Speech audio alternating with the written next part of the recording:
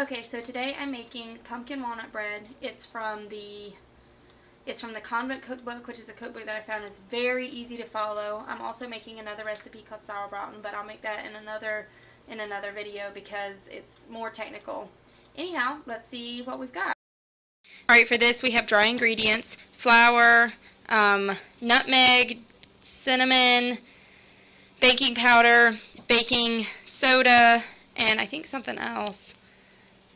I guess that's it. Oh yes, and walnuts. That's our last dry ingredient. So we're gonna mix the wet ingredients together first, which is the eggs, the vegetable oil, and the pumpkin. So let's see.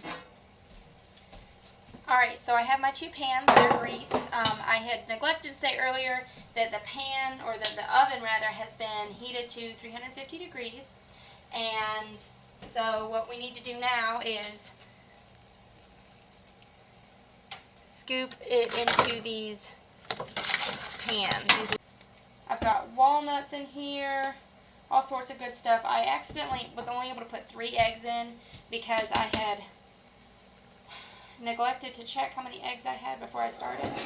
So this only has 3 eggs, but it's got pumpkin filling in it already. And whenever I've baked vegan stuff before, pumpkin's what I used in place of eggs. So I'm interested to see how this turns out, if it's going to be too liquidy. At one point I had made a pound cake that called for 5 eggs. I thought, 5 eggs? Goodness. But I did it, and it just was so liquidy, and it did not turn out right at all. It was not my favorite thing that I've ever made. But that's the good thing about baking. When you're baking and it's, something that you're making from scratch, you're not getting something out of a box, it's kind of the excitement of, you hope it works out. If you're actually baking for someone, you want to have tried the recipe before and make sure that it does work out. But I think it's really important that when you're a baker, when you're making, baked goods and such, that you're really putting yourself into it. All right.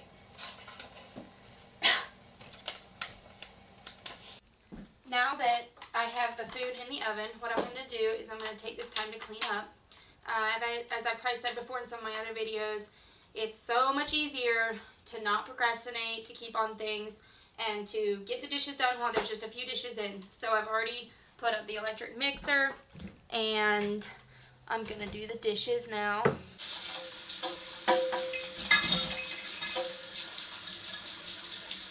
You want to make sure to really use hot water whenever you're washing dishes that you've cooked with like this. Anytime you're using any sort of animal product, like eggs, meat, anything like that that's been uncooked, you really need to make sure that you use scalding hot water.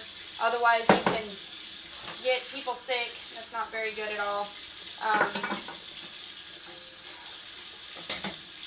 So that's what I'm doing right now. Cleaning my area and getting everything clean. Alright, they're finally out of the oven. I used a recipe from the Convent Cook, which is that cookbook right there. Anyhow, they were in the oven an hour and 10 minutes. The recipe only called for at maximum 45 minutes. So I have a theory about eggs. I feel that things, whenever you bake them, if they're just going to be like a normal size like this or a cake, that you would only need to use 2 eggs. I used 3 eggs. The recipe called for 4 eggs. I also put in 1 ounce less of pumpkin. It called for 16 ounces of pumpkin. I put in 15 ounces because that was just 1 can. That is pretty much it. That's how I modified the recipe. It was in for 70 minutes. That was very long. I was very concerned that we were going to have a burn issue. Well, a burning of the loaves. And there we go. So I'm pretty excited about it.